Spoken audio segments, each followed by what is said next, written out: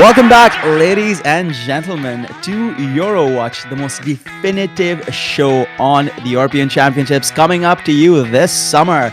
On today's episode, we'll talk a little bit about the German national team, one of the most foremost teams in this championship. Why is there a problem with their manager? Who could be on the cusp of breaking through for the national team for the first time? Who's doing well? Who isn't? We're going to talk about the mineshaft, so get strapped in. As always, I am joined by my brilliant host, Alex Barker. Alex, how are you doing today? I'm doing okay, thank you very much. It's weird being the one who's introduced. Obviously, usually it's me who does this. It's weird being on the other end. I like it. You can do it every time now. It's more fun.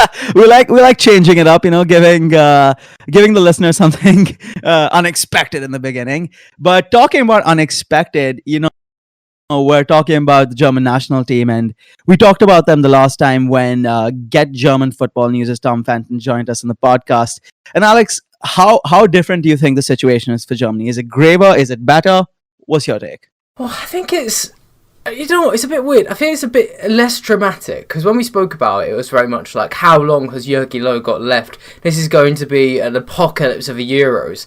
And I don't think that mood's there now. Obviously, things have died down a bit. But I've been looking at some of their players, and not many. There's a couple that have picked up in form. And I think there's a lot that have really gone down. I've really seen their stock drop in recent months, which I think will play well into some of the players you're going to propose to say who could break into the team. But it's been a bit weird, in my opinion, for Germany. Yeah, you make an interesting point about the news of that team going off the boil, so people aren't really concentrating on them. But given a couple of the points we had discussed with Tom in our last pod, we had talked about the problems Germany is facing and the problems they could still face. And with all of that into consideration, I wanted to start from a little bit of a left field shout. Is Maximilian Arnold right for the German national team? Oh, that's a nice. So we had talked a little bit about Wolfsburg, if listeners remember, on our last podcast, and we had talked about their defense and how good they are in defense and how they've been performing much better, kind of getting the Wolfsburg of the old. And Maximilian Arnold has been one of the elder statesmen. He's been there. He's seen the team through cup final victories, near relegations, losing 5-0 to Hoffenheim. He's sort of been there through it all. And as a lot of people know, Germany, the national team, Jurgen Klopp, he has his favorites, and he doesn't deviate too far from those favorites. However, depending on who you talk to, Germany's midfield could be the most stacked or the most glaring position that they have. So they have Joshua Kimmich, Ilkay Gundogan, Toni Kroos, and the likes of Leon Goretzka. Strong midfield. But there is very hardly one person who's just going to take the game from the scruff of the neck. Now, Alex, what do you think about Maximilian Arnold? I know you intermittently, watch Wolfsburg or follow them. What do you think about this? Yeah, I actually really like Arnold. I think, and for context as well, because you do mention he's been around for a while. It feels like he's been around for ages. He's always been a player who's got a 90 rate potential with FIFA. But he's 26 at the moment. He's really headed into his prime. And I think this season he's definitely gone up a notch. He's only 26. I believe he is 26, and I don't think his goal contributions really. They're like fluent of that. He does play in sort of centre midfield, and 3 goals, 5 assists is okay for a centre midfielder. But it's a good point you bring up about Germany's midfielders. I think players like Kroos, players like Goretzka and Kimmich, they're really good all rounders, but Arnold is really strong in the final third of Wolfsburg, and he can play sort of defensive midfield, centre mid, or attacking. And I think you need that kind of squad player when you reach an international tournament. Yeah, and I think he has as well. There's like Mahmoud Dahoud, Florian Neuhaus. I think these are good players, but I think Arnold's done arguably more to justify a spot in at least like a injury replacement for one of Kroos, Goretzka, or Gundogan So I think he should be definitely looked at. But is there anyone else you had as well who should be breaking in? It should be breaking in. Now this is for the English fans who are waiting with bated breath. You might have noticed in Bayern's latest Champions League fixture, who do they face, Alex? Lazio. And you would have noticed a certain young number 10, Jamal Musiala, who was doing absolute bits in the apex of the attack, like right at the central attacking midfield position. He has now chosen to represent the German national team. And that is huge news because he was being coveted by both nations. And he's just someone who's a full bag of tricks. He's a special talent. And as someone who's had a fondness for the English national team for a very, very long time, I would have loved to see someone like him. I would have loved to see someone like him in the English national team. I really like Musiala. I've watched him a number of times at Bayern Munich, and sometimes Bayern can be quite slow and quite monotonous. And Musiala's often provided a lot of inspiration recently, especially against Lazio, and I might be against Leipzig as well, a team like that. He comes on and he just provides this energy that when Serge Gnabry is having a little bit of a down season this year, when Sane was really struggling at the start of the year, Musiala's been. He's looked really promising. It's a big miss for England. For anyone who doesn't really know too much, they've just seen him in the news. That he's like an attacking midfielder, and a similar mold to Phil Foden. He's just really good in the final third, but he does have the capability to drop back a little bit. Really well all-rounded talent who's been it's not often that a young talent gets straight into the Bayern Munich side. They do tend to rely on they do and score so often, but. It's really promising. I think the real irony to all of this is that Musiala choosing Germany over England isn't the biggest loss for England right now, because England have reached this veritable, I don't know how they've done it, this golden age of creative central midfielders, a position they've been starved at for years and years and years. And now you have James Maddison, Jack Grealish, Phil Foden, Jadon Sancho, and even I'll take far left shot, Mason Greenwood. These creative, attacking-minded players who are all 24 and under. And you think you add Musiala to that, he's like, yeah, where is he going to fit in the hierarchy? But it was just a little sad because he'd played for England's under 21s. Ever since he was age 7, he lived in England. Speaks a bit like an English player, but. He was in the Chelsea academy as well, and he left at age 16 to join Bayern Munich. And for a young English player to make that decision at age 16, I think shows phenomenal confidence in your own skills. I mean, we've only seen now with the likes of Reece Nelson, Jadon Sancho, Jude Bellingham, of English players going overseas. It's not something you always saw, but seeing someone do that at such an early age, and then, even if he doesn't make it through to the Bayern first team in the years right now, if Musiala can really make an impression right now, he'll stay in the Bundesliga. He'll keep playing in the Bundesliga, and I think that'll do wonders for his development. I think, although I was just to move it on a little, because I've been looking at the German team, and I would like to get on in a minute to some players who I think have dropped down. But we were talking about Bayern Munich, and I think one player is actually going to be really key for Germany in the summer is Leroy Sané. He started the season a little. He struggled a little bit just before the winter break, actually, for Bayern. Yeah, I remember your tweets, Alex. He was being quite surgically critical of Leroy Sané. He wasn't really affecting the game much, and his passes were a little off. And it wasn't just necessarily fans criticising him.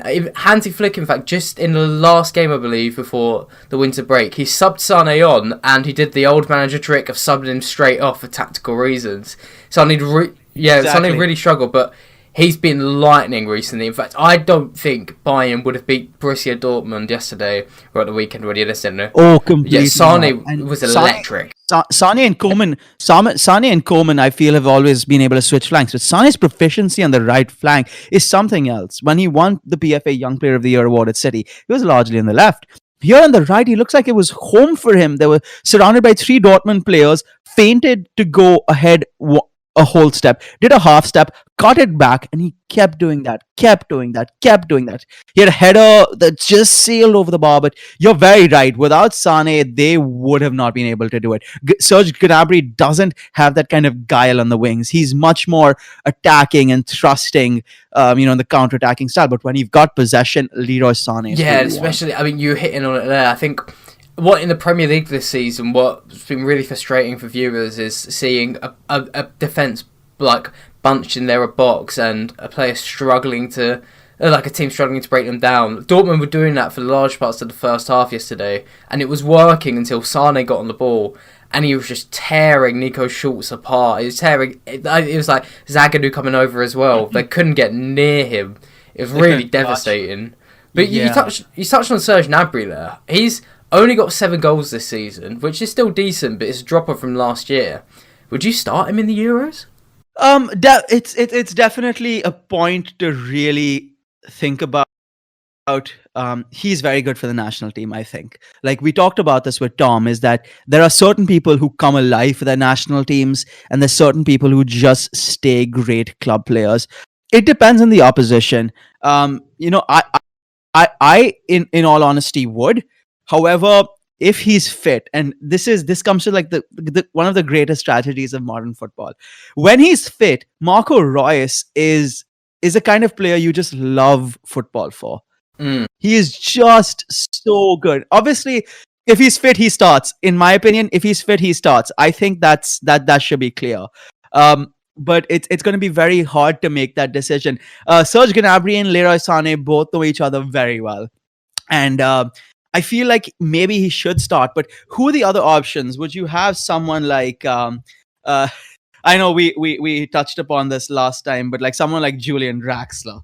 Oh, I'm not sure about Draxler. I think he's just too far on the peripheries of PSG. But it's interesting because Germany and Low, they play. For anyone who doesn't know, they tend to play a front three, and they don't have the only real striker for Germany. It's always been a problem in the 20th century. Is after Miroslav Klose has retired, it's now Luka Waldschmidt at Benfica, who's rated quite highly by some people, but he's not there yet. Sorry, he's not there yet. He's not at Benfica yet. No, I'm saying he's not at that level where he should be leading. Oh yeah, it's good. I was going to say, I got it on transfer marks in front of me. Like, jeez, don't say that, man. But no. What Low does is he puts Gnabry up front, and then he's had Werner on the left and Sane on the right against Ukraine and Spain. I mean, this is a nice point to move on. Werner has struggled recently, but I think he's actually going to be on form in time for the Euros. I think his teammate Kai Havertz is out of this. I don't think he's going. Yeah, I don't think he's going to be selected. I honestly feel like a hardworking winger like Julian Brandt, whose return isn't that good, would still be selected over him. I mean, he was selected over him in the last World Cup over Sane, Julian Brandt. So I think Brandt's definitely going. But as well, Werner isn't the only player who has dropped off, and same with Kai Havertz. So both those Chelsea boys have struggled until Tuchel came in, and I mean even now Havertz is still, he's barely getting a game in. The only German who's done well under Tuchel is Rudiger. Oh yeah, I was going to touch on it. He's been fantastic, but I think as up front, Germany are having a sort of an issue because I think Sane is the only player, and in goal as well. I mean, Ter Stegen has been. I don't watch a lot of La Liga. I'm only starting to get into it now, but I remember going through a goalkeeping study recently, and Ter Stegen was surprisingly average, which is not what I associate with him with. I'm not sure if Barcelona just conceding ridiculous shots. I mean, I can't believe that. It's a mixture of both. I think it's a mixture of both. I think it's a confluence of defensive errors which are making Ter Stegen look a little worse than he is. I still think he's absolute class. Should he be replacing Manuel Neuer? Probably not, especially after the season Neuer had last season with them winning the treble. See, this is where I counter, because I think Neuer's having a really awkward season. He's committed 3 errors alone in the Bundesliga. One leading to a goal, one leading to a shot, and one he just conceded a penalty. And every game you watch him, he is capable still of the masterful performance. For context, Neuer's been a hero of mine for a long time. I love the man, but he's been quite erratic. I mean, I strike straight back to the game against Leipzig earlier in the Bundesliga season when I believe it was Christopher Nkunku ran through on goal and Neuer didn't need to come out and he charged out and easily got rounded. And that's not the only time that sort of thing's happened. And his clearances have been off this year too. And I feel like even though... blaming defenders and having his arm up whenever he concedes a goal. Yeah. That's always something I hate seeing. I'm a little worried for him in the Euros because I can't remember too well, but I'm pretty sure in the World Cup he didn't have the best time ever either. So it's going to be... I mean, the only other option is Bernd Leno, who I guess at Arsenal's not done appallingly, but in a pinch, I wouldn't mind seeing him. In a pinch, I wouldn't mind seeing him. I'll be that honest at least. Yeah. I feel like he deserves a chance to prove himself, right? Yeah, and when you talked about the attacking deficiencies, this also brings me up to the spicy topic that I alluded to before. Obviously, people know a lot about Joachim Low's decision to permanently take out Jerome Boateng, Mats Hummels, and Thomas Muller from the German national team selection, moving more towards a youthful look Germany side. And since he's been dropped by Low, Thomas Muller has scored 26 goals, provided 50 assists from a total of 79 appearances across all competitions for Bayern, and he's also won 4 titles, including the treble since then. Now, recently, Low has said that if push comes to shove, I'm more than happy to have them back in the team. And to the absolute delight of the German national team fans, Muller said, "I feel like chasing titles in the summer. We'll see if it's the end for me after the Champions League final or whether I will play for the national team. I am definitely ready." And obviously this was right before the Champions League, but he's now reiterated that sentiment saying, if I'm called, I'll come. No ifs, ands, or buts. And when you hear those kind of things, that's the kind of player you want in your national team. At the drop of a hat saying, I'll do whatever is needed. Even if he's on the bench, it'll give the players that confidence saying, okay, we're not being able to break them down. I don't know what we can do differently. Or maybe Muller can come on and give us something that we didn't have. And having that kind of weapon at your disposal, even if it's from the bench, is mega. It's just having that personality, especially someone who's been there and won a World Cup and been to different major international tournaments. I mean, Jurgen Low's done this. I know it's wacky, but the nickname's Jurgen. I'm going to keep calling him Jurgen. Jurgen Low's done it before. And when Germany won the 2014 World Cup, he took an injury-prone... A player who was literally injured at the time, Sami Khedira, purely for dressing room purposes. He's openly admitted that. He said he needed Khedira in because he was such an influence on the rest of the team that he knew having him there would help the squad. And I feel like Muller can have that effect, like you're saying, if he's that ready to come into what must be... I mean, we've touched on it. They're quite an incompetent side at the moment. Werner's dropping confidence. Havertz is out of confidence. Bayern are doing okay, but I feel like they're going to be shocked in the Champions League because I think they keep messing up at different times. And after the 6-0 loss to Spain, I think you need someone to come in and just I still don't think they've addressed their fullback concerns to the point where I think Joshua Kimmich might have to play right back again. I still don't find confidence in people. Like, yes, you can say, Robin Hosens can come into left back, but he's a left wing back and he always does better in a back three. Will that be something they can do? Probably not. And then you see people like Emre Can playing, third centre back to try and facilitate that. People being whipped out of position. Halstenberg, for his point, has done well. He's not a world beater. He's not someone you look at and say, okay, wow, this guy is great. We really, he should be the first name on the team sheet. Yeah, and that's a good point to hit on actually about the fullbacks. I almost completely forgot about them. They're so understocked. I mean, I'm looking at their detailed squad at the moment from the last few fixtures, and the most clear right back and left backs are Philippe Max at PSV and Benjamin Henrichs of RB Leipzig. I get PSV, but he's not being tested much. Was quite like that's not necessarily 90 minutes either. That's just playing there. So It could be Ginter moving to right back or Sula, and I tell you Oh what, my God. Sula played. Ginter at right back is what killed his Dortmund career. Yeah, and I feel like if you put Sula at right back, see, the big issue for Bayern at the weekend against England was that they had no width. Well, they had width, but they didn't have any overlap. So it was like Sane and Koeman would push up, and then Davis and Sula were just kind of sitting back as providing passing options. And Sula at right back, he's not going to be able to offer that. Yeah, Sula charging up the field just looks wrong.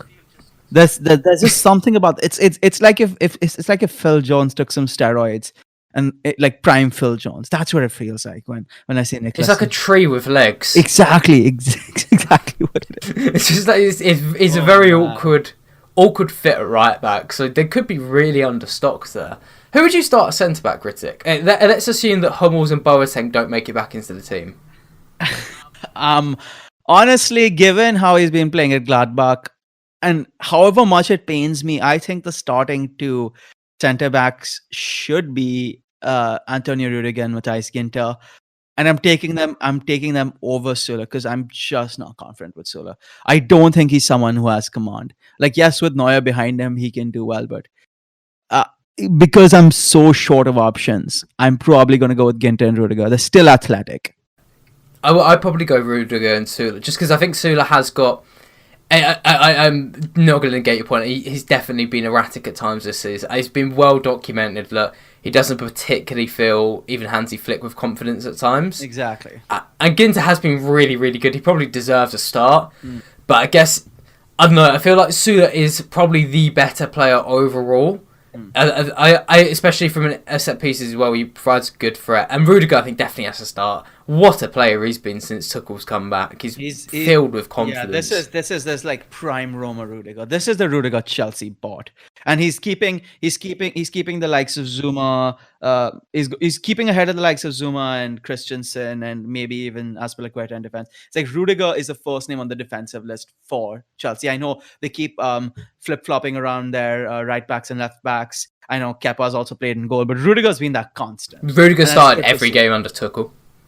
Yeah, I think and he deserves it. He deserves it. Yeah. Do you want to head into your other spicy topic then to nearly finish off about the manager? Because obviously Jurgen Low looks like, well, he is going to be in charge for this summer's Euros, but they're in the grip of death, and it could fall apart after that. And I think Germany realise they need a change anyway. This is Editor Alex here, and amazingly enough, me and Ritwik managed to call Jurgen Low being announced to be leaving at the end of, the Euros. It's just come out the day I'm editing this, the day before it's meant to go up. So, if that's not worth a subscription or a follow, I don't really know what else is. Anyway, back to Ritwik's proposal of who will take over as the Germany manager after Euro 2021. So I think the prevailing sentiment has been that this is Low's last tournament. We're not going to replace Low after the 6-0 victory because we're so close to the Euros. I mean, 6-0 defeat, sorry. We're so close to the Euros, it doesn't make sense. And with one manager doing bad, there's another German manager who might be reaching a crossroads of his destiny, and that's Jurgen Klopp, a man long rumored to be with the German job. And it feels like he might be the kind of manager they need. Yes, Liverpool aren't doing well right now because of their injuries, but I don't think he's tactically adapted to that. And whenever I see Klopp right now, he's a tired man.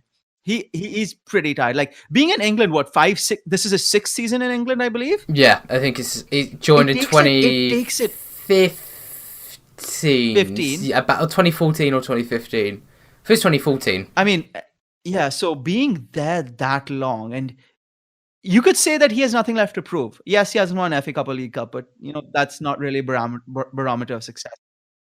Yeah, he won a brilliant Premier League campaign. He won the Champions League. He reached the final of the Champions League. He reached the final of the Europa League. He reached the final of a League Cup. No one cares about that. I don't think he has much more to do. The best thing would have been to retain the Premier League, but I don't think Klopp has it in him to go one more season. I was looking at a picture of Jurgen Klopp when he first came in, with a little bit of the mop of hair where you could see his blonde, and he was a clean shaven. His teeth weren't that good. Now his teeth are better. He's got these transparent glasses, but he's sporting this salt and pepper beard and this expression of forlorn, this long look of how much can I keep doing this? And he's come out and said, I'm still with Liverpool. And we have to respect that. We have to respect Jurgen Klopp's choice of wanting to stay where he is right now, because he's Liverpool's man. And despite the minority of Klopp out fans that are there, it's like the Liverpool project is still his. He's built this team. Who knows what could happen if he leaves? That's the fear. That's the fear. And he could join the national team. And I think he would do really well with the national team. He's coached in Mainz, coached in Dortmund. He's beaten Dortmund. He's beaten Bayern Munich as a Liverpool manager. He beat Dortmund in the quarterfinals of the Europa League, and he beat Bayern in the quarterfinals of the Champions League. In what I consider that Liverpool team, the one that won the Champions League, is a team that I think is even better than the one that won the Premier League, because the way they decimated Bayern Munich, and that's been Klopp's specialty. He's when the decision comes to it, if he has those fit players, he can make the absolute most of it. And with the German national team, he could have a lot more players to call up on. He doesn't have to, be fallen by like one or two big injuries. There are lots of great German players coming up, and I think he's the kind of man who should lead him over. But moving from Klopp, the one place I want to end it with is, this is my far left field shout as to who should take over the German national team. I don't think it'll happen, but I think Ralf Rangnick could be fantastic. If Ralf Rangnick comes in, that's like... I think all neutrals want to see that. It's just the level of, I don't think Rangnick could do it. I actually think... Ralf Rangnick, he would be perfect. He'd be a perfect manager, just in terms of he would be revolutionary as always. Everywhere he goes, he always gets results. But he's made it clear. Like, it isn't a criticism to say he wants full control. That's why RB said he control Leipzig and Salzburg and everything. I think his ideal thing, which is why the national team makes sense. What I think his ideal thing is taking over as national team director from Oliver Bierhoff. Bierhoff's been in the role since 2004 with Joachim Low, I think, at least. Yeah, he's been there too long. I think if Germans really want to switch up, Ralf Rangnick as that German national team director, who can have that overarching control over things like academies, etc., and bringing in Klopp as manager, that would be what you need. Just to hit on Klopp, because I think with Klopp, you were touching like what else has he got to prove. I don't think there's any other team in the world that he would go like that. There's many teams in the world he could go to. I can't see him going to PSG. I can't see him going to any other team in England or Germany. I don't see him going to Italy. No one will give him that control. His move to AC Milan completely fell through. Rangnick's thing. But I mean about Klopp, it was just I think the only moves Klopp would do other than the national team, I think if Jurgen Klopp was offered Real Madrid or Barca, he'd take that. I think that's the only thing that would be as attractive, because I think at his age, this is his time to come in. He's got the reputation built up, so he can come into the national team and prove it. But yeah, I know what you mean about Ralf Rangnick. He fell through. You just see a Salzburg, the project he started at Salzburg. There are 6 managers, I believe, or 7 managers who were affiliated in one way or the other, including Hansi Flick, who started his solo managerial journey at Salzburg. And of course, he was, Löw's understudy, and then he came to Bayern Munich. But so much of the modern German game, I'd even go to say Klopp's game right now, is influenced in some way by Ralf Rangnick. He's revolutionary, and the thing is, he's gonna start another revolution. I think he should come in as national team director, but I think that kind of hits it off. I mean, you've done the intro, Ritwik. Would you like to do the outro too? It's a double deal. You've got to do it. If you made it this far, thank you so much. Alex and I are putting out these videos once or twice or thrice a month now. Alex, is that how fast we're going? Oh, we go four times a month, going every week. 4 times a month. We're gonna have more guests. We're gonna have more content. maybe have some more sound effects. Who knows? We'd love to keep having you on. But from there, it's a bye from me. And a bye from me. Thank you so much.